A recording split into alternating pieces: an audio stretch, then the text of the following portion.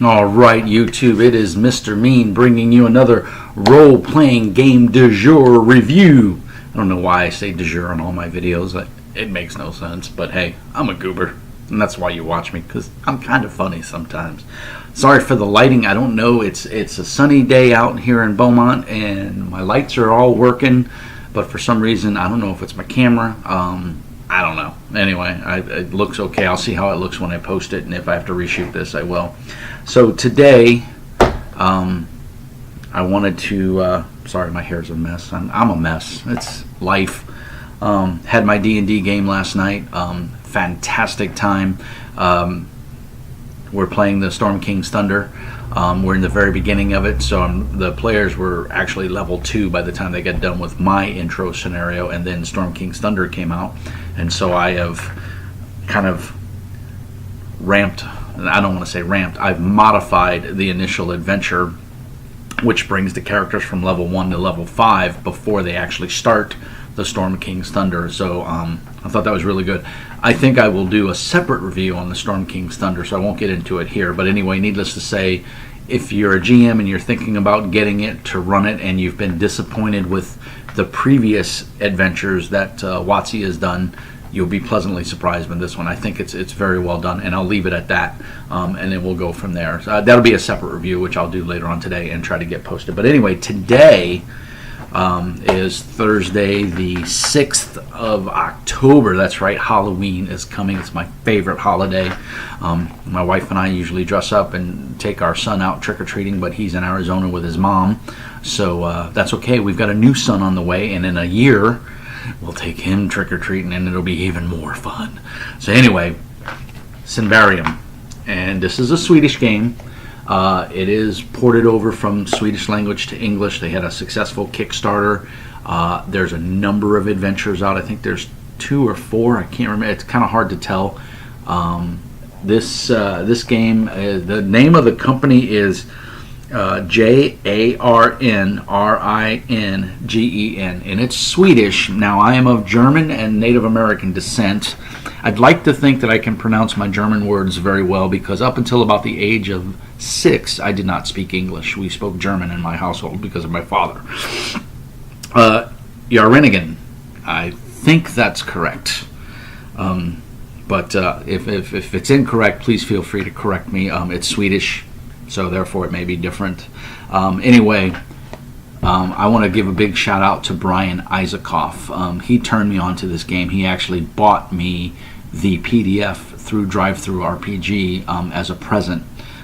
Brian has a knack of finding weird and bizarre games that he thinks that I will like, and I will say 99.9999999% of the time he is absolutely correct. And this is one of those games that is right up my wheelhouse. It is a dark fantasy. Think Warhammer Fantasy Roleplay if the Swedish had done it, because that's what this really lends me to. They take a lot of the Swedish and European folklore, like trolls, and the way they view trolls as opposed to how Americans view trolls, and they really do a great job in this game. It is it is 263 pages. That includes a very comprehensive. Gosh, I'm sorry, excuse me. I've had my morning coffee and it's just kicking my ass. So we'll have a little more. That which does not kill me makes me meaner. Remember, that's from Mr. Me. 263 pages, includes a very comprehensive index. I gotta say, I'm impressed with the index. If you're not familiar with some of the jargon, the verbiage in the game, this can really help you get settled in. There's also a complete appendix which has some artifacts and locations. Very helpful. It's for the intro adventure that's inside of here. They give you some NPCs. It's a very good intro adventure, Toll of the Mountains. They even give you some stuff that you could possibly scan and give that to your players. It's just very well done. In the Company of Thieves is another adventure. I think there's 3 or 4 adventures in here. Onward and Upwards, that's the 3rd one. I'm going backwards here. I probably should have looked before I started doing this. And the Promised Land is, I believe, the 4th adventure. Now, I will be honest and say I have not read through the adventures because I don't have a group here in Beaumont that's going to want to play this. Sadly, I would love to run this. This is very dark, very, life is bleak, and there's a sliver of hope, but not much. And people are just trying to survive.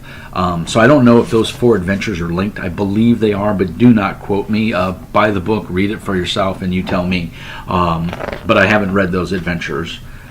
Just because, like I said, I don't know. It includes a complete bestiary, a lot of the European take on monsters, like trolls. Trolls are like 30 feet tall, rampaging monsters. Elves are not nice guys.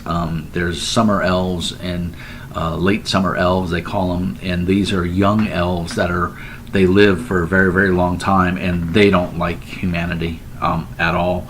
I guess there are some, depending on your GMing flavor, that you could deal with and you could work with, but they're bad. If you run into elves, you run, and they shoot first and kill second, and then might decide to talk to you. Has a full bestiary with antagonist in it. I really like how they do it. It reminds me of how Fantasy Age Game Engine did it, the Age system by Green Ronin. So they will give you a blurb about the monster, and then they give you a stat block, a little stat block, and it's very well done.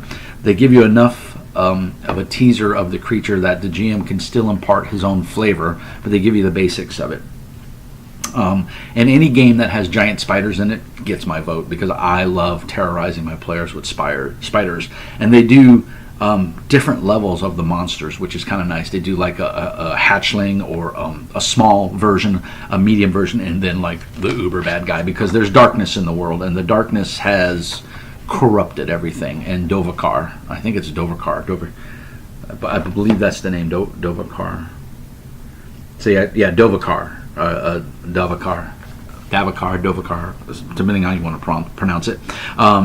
That's the dark deep. That's like the forest. That's where nobody goes. Here's the sad part. It's the fastest way to get to the other side of the world, is to go through that forest. But that forest is filled with all kinds of nasties. So the game was originally produced in 2013 in Sweden as a Swedish version of the game, and then they did a successful Kickstarter and they made it an English version.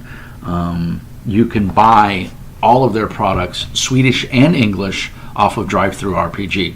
Shameless plug for Drive-Thru RPG. I use it a lot. I live in a town that doesn't have a very big game store, and so this is one of the ways that I get turned on to new RPGs, because a lot of companies now are seeing the value of PDF, and I'm a huge PDF fan. I love a hardback book.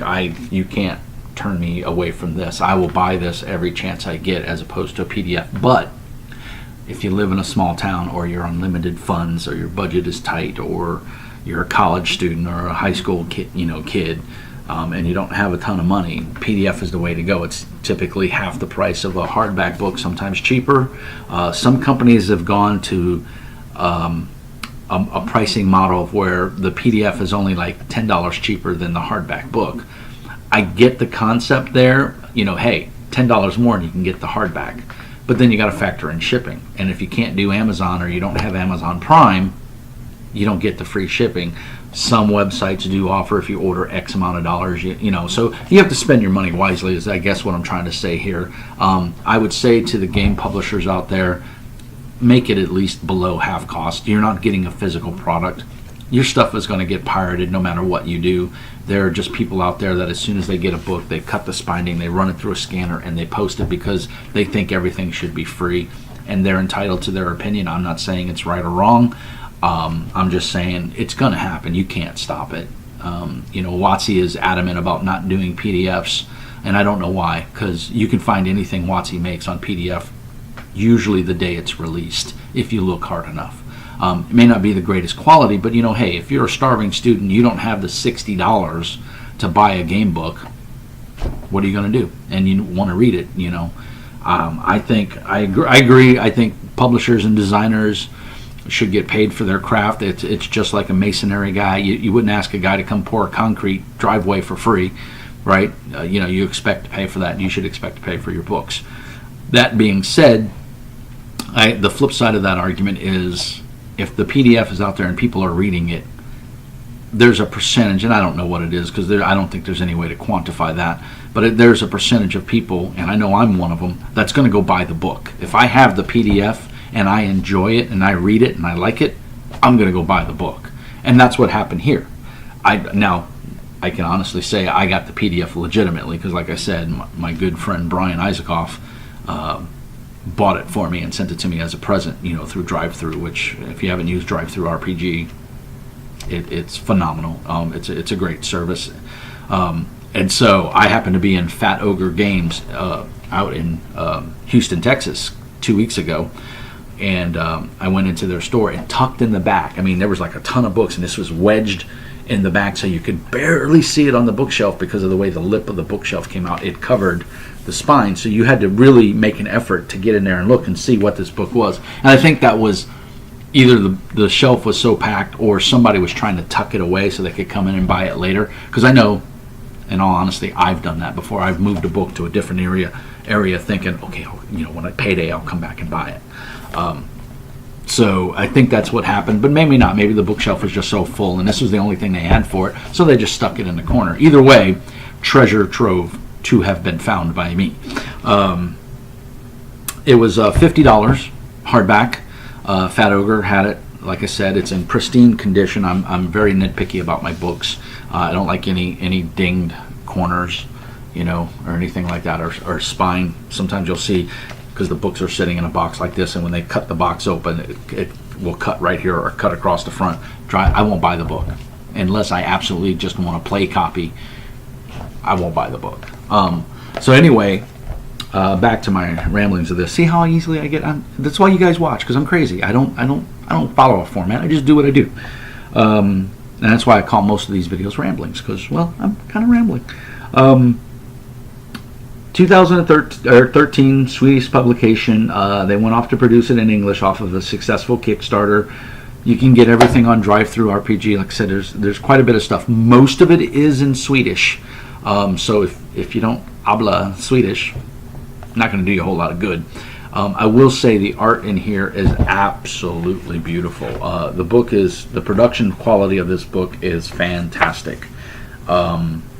The art appears to be like a painted style, like an oil painting. So it's kind of got that rough, I don't want to say not complete style, but it has that like a oil painting that's been, dragged through the dirt and then cleaned off. So it's kind of smudgy. I don't know how to explain it. It's very surrealistic in my opinion. And I really, really like it. Like here's a troll fighting some warriors, and I don't know how well that's going to show up on the camera, but that's a big ass troll, and you can see the art style is it's that like blurry pastel oil paint. I think it's phenomenal. It really sets the tone of the book when you start reading about the Dovakar forest and everything and how dark and gloomy it is, and the only thing in there is brigands and bandits and giant spiders and trolls and ettencaps, which are a type of spider in this game. It's just a dark place, man. There's nothing happy about this, and everybody's just trying to eke by. The mechanic is a D20 system. You can use a couple D10s and I believe D6s. 50 pages, just more than 50 pages according to the back, describes the game world, and I will say the book is laid out very well. It's laid out into 3 books plus the Promised Land, which appears to be 4 adventures linked according to the table of contents here. Book 1 is The World of Symbaroum, which is chapter 2 is Welcome to Symbaroum, Factions, House of Nobility, the Barbarian Clans, the Church of Prios, Ordo Magica, the Queen's Army, and the Iron Pact. Those are the main factions that players can or cannot belong to. They don't have to. Dovakar, which is like I said, the force. Thistlehold is like a fortress, a town on the outskirts of Dovakar, and it's like the last stop, if I remember correctly. And then Nardos, Nindros, however you want to say it, is another like city-state. Kavosti, same thing. And then you go into book 2, which is the player's guide. This gives you an introduction to the player. So if you're a player, all you need to do is read this section, and you'll have everything you need to know to play a character, which I really like. And then book 3 is the game master's guide. They go more in depth into combat, into problem-solving skills, which I thought was really neat. A lot of games, they just focus on, okay, here's a skill. They don't talk any more about it. They just say, this is a skill, and then here's combat, and that's all the rules.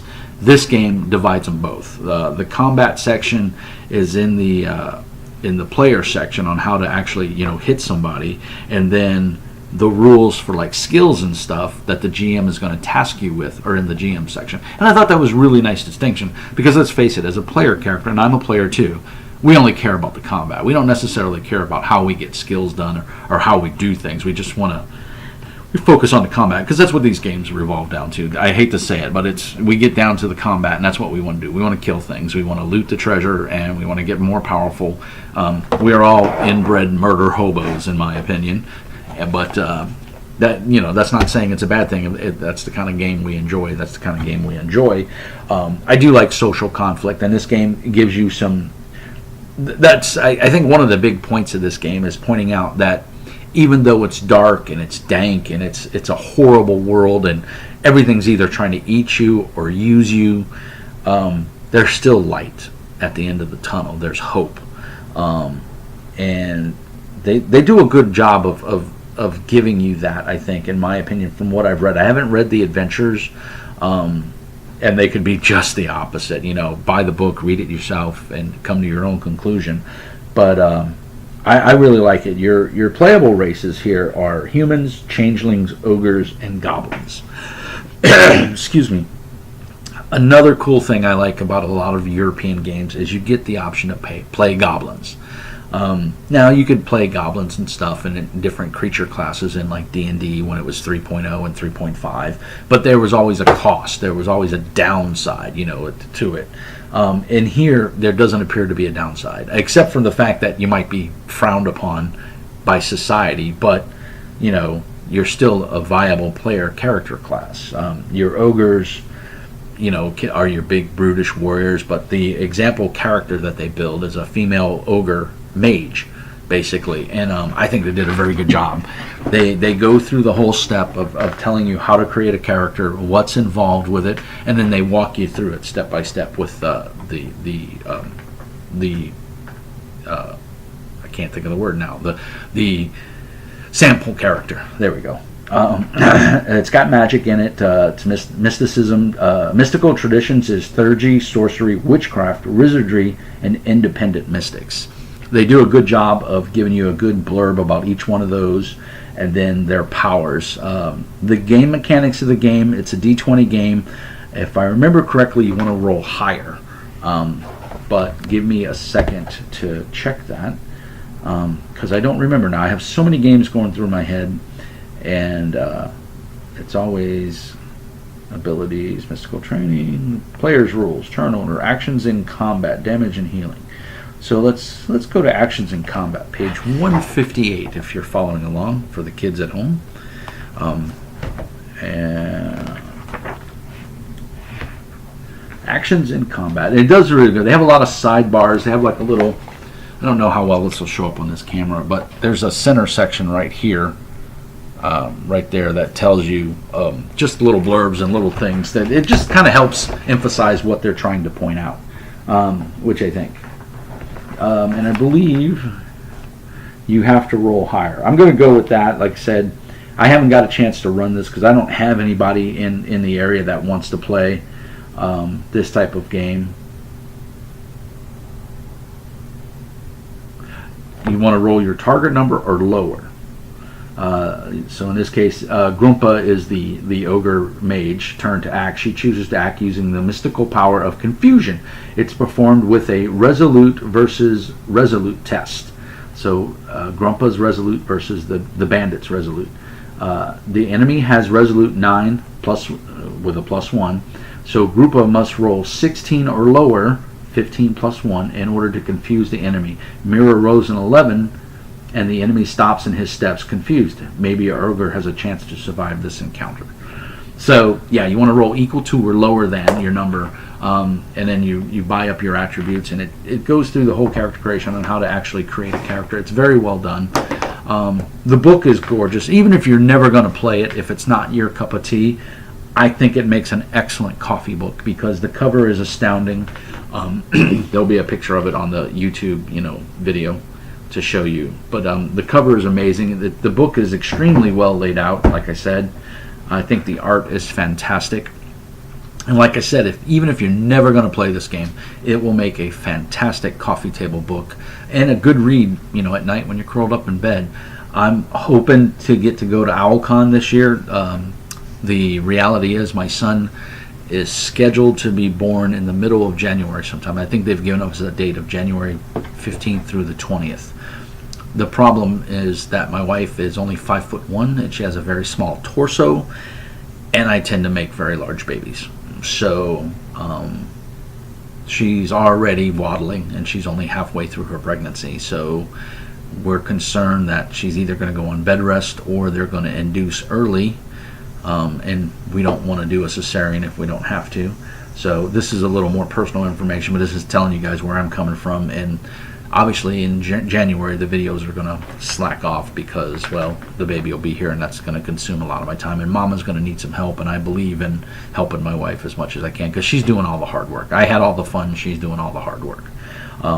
But we're definitely looking forward to it. And OwlCon is in mid-February. Every year I've gone to OwlCon, and I've been to 2 so far. I've had a blast. I've had a lot of fun. I would really, really, really like to go again this year, but unfortunately with the baby being born possibly as early as late December, mid-January, I don't think that's going to happen. I don't think I'm going to be able to go. So sadly, all my brothers and sisters that are at OwlCon, I wish you nothing but the best, and to have a fantastic time, and chuck some dice for me because I don't think I'm going to be able to make it. If it works out and I'm able to go, obviously I'll be there, and who knows, I might even run Symbaroum because I typically like to run games, that one-shot games for conventions. I'll most likely, I would run DCC, Dungeon Crawl Classic, because that's just a blast to run at conventions. I don't know what it is about the game.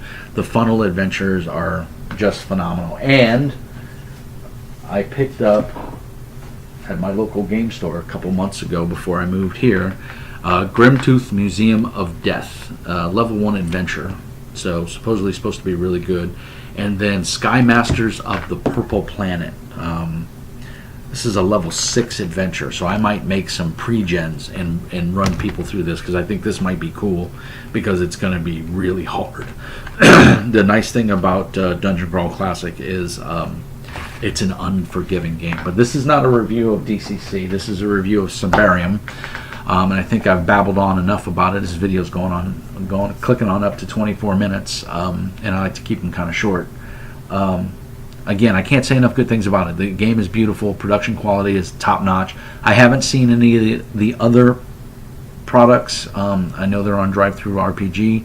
A number of them have been converted to English, but not all of them. So a lot of their stuff is in Swedish, so check first before you buy. Unless you can read Swedish, and then, of course, go nuts. Knock yourself out. But just be aware that a lot of their products are in Swedish. There is plans to convert it, and they're working on it, and they're doing a fine job. It's like a 4-guy company, I think.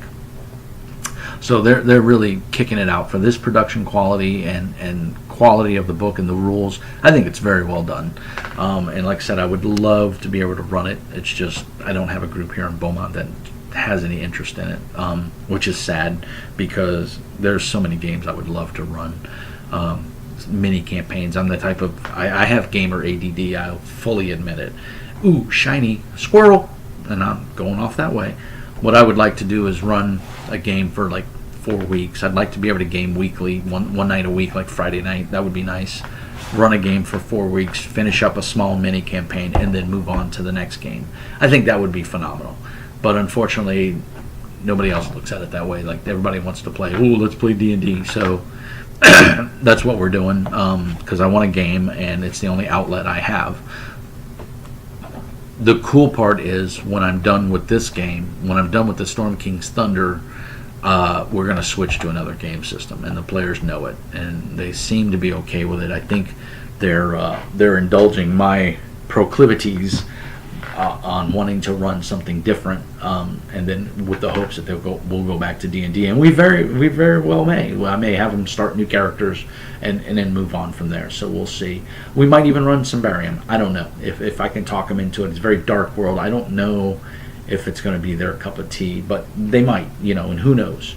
Like I said, it's a gorgeous game. Pick up the PDF copy from Drive-Thru. Give it a read if you like it. If you have the opportunity to buy the hard copy, get it. I think it'll be a gorgeous addition to your gaming collection, and you won't go wrong.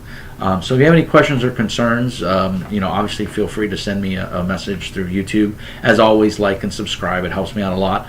I'll be posting this on the Symbaroum G Plus site and, of course, on my Facebook page. So if you want to reach out, if you're the guys from Symbaroum, you want to send me a free adventure on RPG Drive-Thru, feel free. I think my email on Drive-Thru RPG is jpolak@gmail.com, or it's Gideon, Giddoen @gmail.com. Either one I think works. Anyway, it's a beautiful product. Do yourself a favor, go out and get it. Peace and hair grease. I'm out.